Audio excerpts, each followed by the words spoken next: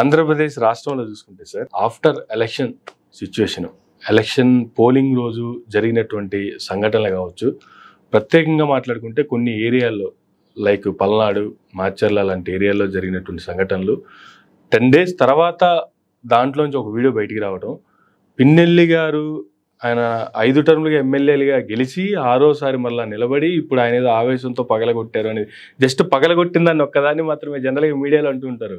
ఒకసారి చేయెత్తాడని 100 సార్లు అదే చూపిస్తారు అనేసి, అదే యాంగిల్లో పగలగొట్టిన వీడియో మాత్రమే, ఎత్తికొట్టిన వీడియో మాత్రమే బయటికి వచ్చింది. సంబంధించినటువంటి సంఘటనలు ఏ రకమైనటువంటి ప్రొవోకింగ్ చేస్తే ఇక్కడ వరకు ఆయన రాగలిగారు అనేటువంటి విషయాలు ఏవి బయటికి రాకుండా కేవలం పగలగొట్టారు. అంటే ఎట్లా సార్, అంటే మనుషుల ప్రొవోకింగ్, వాళ్ళ సైకాలజీకి సంబంధించి, ఆ సిచ్యువేషన్ సంబంధించి ఏం చెప్తారు సార్ అసలు? అంటే ఒకటండి, ఇదంతా కూడా ఏంటంటే మనం ఆ ఒక్క లింకు అర్థం చేసుకోకుండా ఇన్స్టెంట్గా ఆయన అక్కడ ఆఫీస్లో ప్రవేశించి ఏదైతే ఈవీఎం బాక్స్ ఉందో అది బాధతో, కోపంతో, చిరాకుతో, అక్కడ ఉన్న ఆవేశంతో ఆయన నేలకేసి విసిరి కొట్టొచ్చు. అదే కనుక నిజమైతే, అంటే చూసాము కొన్ని మార్పింగ్ అంటారు ఈ రోజుల్లో, టెక్నాలజీ అయిపోయి అది ట్రూతో కాదో మనకు తెలియదు. మేబీ పిన్నెల్లి గారు అరెస్టులు దానికి సంబంధించి ఆయన ముందస్తు బెయిల్ పెట్టుకుని బెయిల్ కూడా వచ్చింది కాబట్టి మేబీ నిజమే అనుకోవచ్చు. కానీ ఆ ముందు చూపించినటువంటి కథని చూపించినట్టయితే బయట ఏం జరిగింది అనేది ఎంతో మంది అల్లకల్లం అయిపోతున్నారు. వాళ్ళ పార్టీ కార్యకర్తలు కానీ, ఓటు వేయడానికి వచ్చిన వాళ్ళు కానీ, ముఖ్యంగా ఎస్సీ బీసీ మహిళలు చాలా మంది మేము ఓటు వేయనివ్వటం లేదు, ఇప్పటికి కూడా వేసుకోవటం లేదని కంప్లైంట్ వేశారన్నమాట. కొంతమంది అయితే మేము ఓటు వేయడానికి అవకాశం రాలేదు, మేము వేయలేదని ఓపెన్ గా చెప్పారు. వాళ్ళు ఒక కులం పేరు కూడా చెప్పి వాళ్ళు మమ్మల్ని వేయనివ్వటం లేదు, వాళ్ళు ఒక్కళ్ళదే రాజ్యమా, మాకు ఓటు హక్కు కూడా తీసేస్తారా ఈ కుల బలంతో, మేము తక్కువ వాళ్ళం అని చెప్పి చాలా క్లియర్ కట్ గానే లేడీస్ రిప్రజెంట్ చేశారు. వీడియోస్ మీరు కూడా చూసే ఉంటారు. అదొకటి. తర్వాత 2 ఏజెంట్లను బయటకు లాగి కొట్టారండి. ఒక అతను బ్లాక్ చొక్కా వేసుకుని ఉన్నాడు, ఇంకో అతను ఇది లాగి కొట్టారు గుమ్ముకూడి. అవన్నీ జరుగుతున్నాయి అక్కడ. అది జరుగుతూ ఈయన్ని పిలిస్తే ఈయన వచ్చి కారు దిగి వాళ్ళందరిది విన్న మనిషికి ఎవరికైనా సరే, మానవ మాతృడికి ప్రపంచంలోనే ఏ కంట్రీ తీసుకోండి, ప్రపంచంలోనే వాళ్ళకు కావలసినటువంటి మనుషులకు అన్యాయం జరుగుతూ, తన్ని నమ్ముకున్నటువంటి ఓటర్లు, తన్ని నమ్ముకున్నటువంటి ఏజెంట్స్ దెబ్బలు తింటూ నిస్సహాయంగా ఉండి లీడర్ కోసం వెయిట్ చేస్తుంటే, ఆ వచ్చినటువంటి లీడరు యథార్థాన్ని విత్ ఇన్ నో టైం గ్రహించి ఉంటే ఆయన ఒక మెంటల్ స్టేట్ ఎలా ఉంటుందండి? ఆయన వెళ్ళి జడ్జి గారికి కంప్లైంట్ చేస్తారా? ఆయన వెళ్ళి ఈసీ కంప్లైంట్ చేస్తారా? అవన్నీ జరిగేదైనా ఇన్స్టెంట్గా? ఒక పక్కన రిగ్గింగ్ జరిగిపోతుంది క్లియర్ కట్ గా. అసలైన వాళ్ళని వేయనివటల్లా వాళ్ళ స్లిప్పులు లాక్కుని రిగ్గింగ్ చేసేస్తున్నారు. క్లియర్ కట్ గా చూపించారు మీకు. ఆ రిగ్గింగ్ జరగడం కూడా అంతా వాళ్ళే ఉన్నారు. ఎంత బాధగా ఉంటుందండి.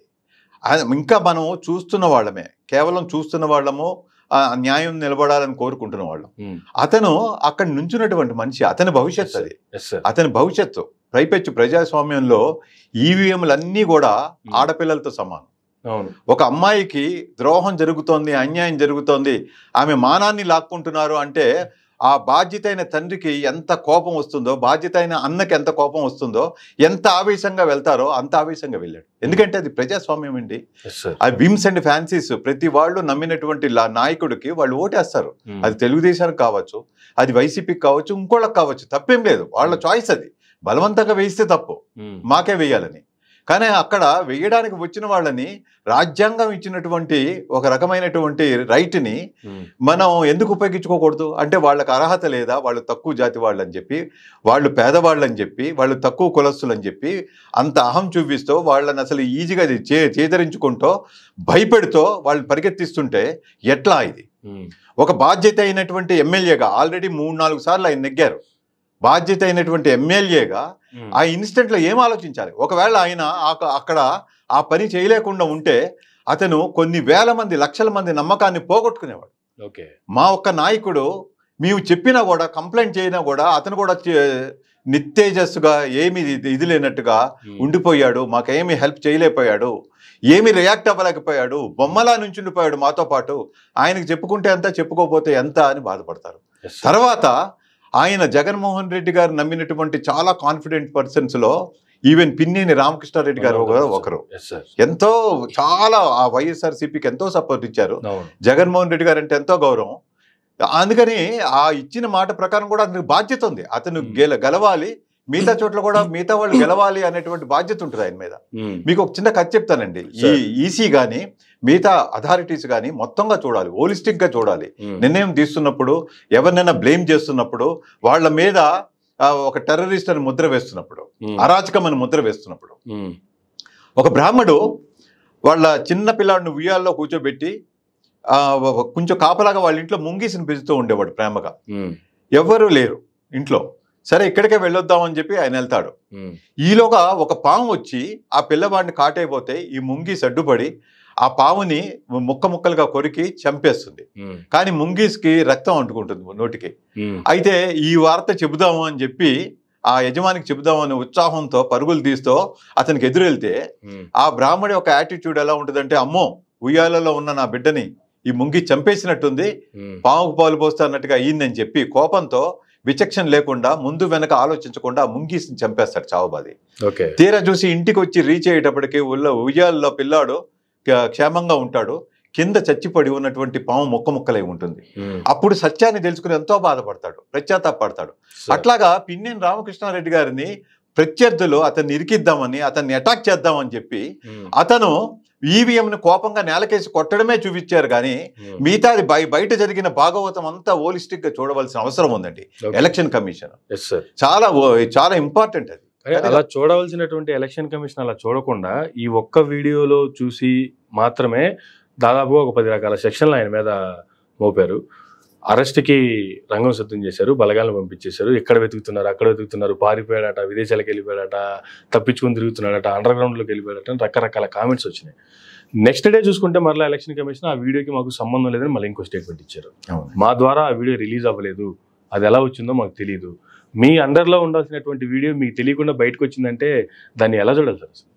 అవునండి, ఎలక్షన్ కమిషన్కు ఉన్నటువంటి అథారిటీని హైజాక్ చేస్తున్నారండి తెలుగుదేశం వాళ్ళు.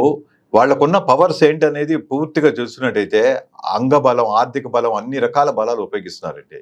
ఎప్పుడో ఒక బ్యాచ్ ఆఫ్ పీపుల్ కి, అథారిటీస్ కి హెల్ప్ చేసి ఉండొచ్చు, ఏదో విధంగా ఉండొచ్చు. వాళ్ళు రుణం తీర్చుకుంటాం అన్నట్టుగా ప్రతి చోట కూడా వ్యవస్థలు మేనేజ్ కాబడుతున్నాయి అన్నమాట. ఎందుకంటే 40 ఏళ్ల బట్టి 50 ఏళ్ల బట్టి ఇండస్ట్రీ అంటున్నాడు. 40 ఏళ్ళని 10 ఏళ్ళు అయింది అనుకోండి. 50 ఏళ్ల బట్టి ఉంటున్నటువంటి చంద్రబాబు గారికి ఉన్నటువంటి పరిచయాలు కానీ, నెట్వర్క్ కానీ మొన్న 2009 నుంచి వచ్చినటువంటి జగన్మోహన్ రెడ్డి గారికి అంతగా లేదు. పైపెచ్చి ఏంటంటే సీదా వెళ్ళిపోయేటువంటి మనిషి జగన్మోహన్ రెడ్డి గారు. అనవసరంగా వాళ్ళందరినీ ఫ్లాటరింగ్ చేయడము, వాళ్ళకి అనవసరమైనటువంటి ఇవ్వడం అట్లా ఏముండదు. నిస్వార్థమే. అతను ప్రజలే దేవుళ్ళుగా నమ్ముకున్నటువంటి వ్యక్తి. ఈయన అలా కాదు, మేనేజ్మెంట్ మాట మొత్తం బిగినింగ్ నుంచి సీఈఓ అనేవారు చంద్రబాబు. మెయిన్ గా పరిపాలన కంటే ఒక ముఖ్యమంత్రి ఎలా పరిపాలించాలనే కంటే కూడా ఒక కార్పొరేట్ కంపెనీని లైజరింగ్ ఆఫీసర్ గా వెళ్ళి వాళ్ళకి బ్రైబ్స్ ఇచ్చి వాళ్ళని ఫ్లాటరింగ్ చేసి సామ భేద దాన దండోపాయాలు ఉంటారు చూసారా, అవన్నీ ఉపయోగించడంలో దిట్ట.